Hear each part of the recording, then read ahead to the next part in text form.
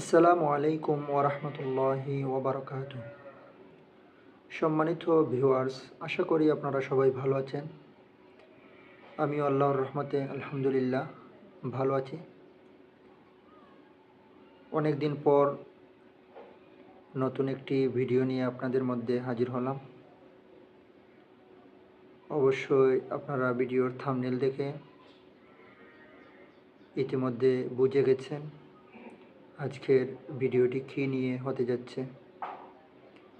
সম্মানিত ভিউয়ার্স, আজকের ভিডিওটি হচ্ছে আমাদের ঈমানকে বাঁচানোর জন্য দোয়া। আমাদের ঈমানকে বাঁচানোর জন্য আজকে আপনাদেরকে দুইটি দোয়া শিখিয়ে দেব। ইনশাআল্লাহ আশা করি আপনারা সম্পূর্ণ ভিডিওটি দেখবেন এবং আমার সাথেই থাকবেন। তো আমাদের ঈমানকে বাঁচানোর জন্য প্রথম যে এই দোয়াটি, সেই দোয়াটি হচ্ছে ইয়া মুকাল্লিবাল কুলুব সাব্বিত কলবি আলা দীনিক। হাদিসে এসেছে, এর অর্থ হচ্ছে হে অন্তর পরিবর্তনকারী রব, আপনি আমার অন্তরকে আপনার দিনের পথে অবিচল রাখুন।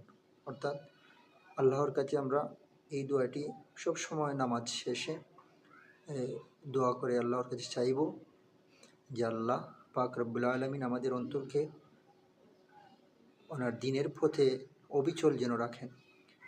এবং দ্বিতীয় যেই দোয়াটি হচ্ছে পথভ্রষ্টতা থেকে বাঁচার জন্য, সেই দোয়াটি হচ্ছে পবিত্র কোরআনে এসেছে, রব্বানা লা তুজিগ কুলুবানা বা'দা ইয হাদাইতানা ওয়া হাব লানা মিন লাদুনকা রাহমাতান ইন্নাকা আনতাল ওয়াহ্হাব।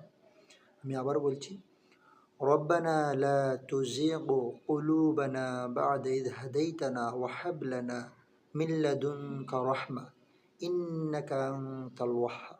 এই দোয়াটির অর্থ হচ্ছে, হে আমাদের প্রতিপালক,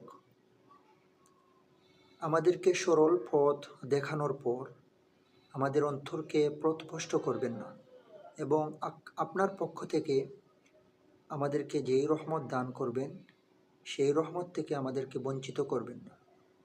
নিশ্চয়ই আপনি মহাদাতা। তো সম্মানিত ভিউয়ার্স, আজকের ভিডিও এই পর্যন্তই। অবশ্যই ভিডিওটি ভালো লাগলে আমার চ্যানেলটি সাবস্ক্রাইব করে পাশে থাকবেন এবং লাইক, কমেন্ট, শেয়ার করে ভিডিওটি অন্যকে দেখার সুযোগ করে দেবেন।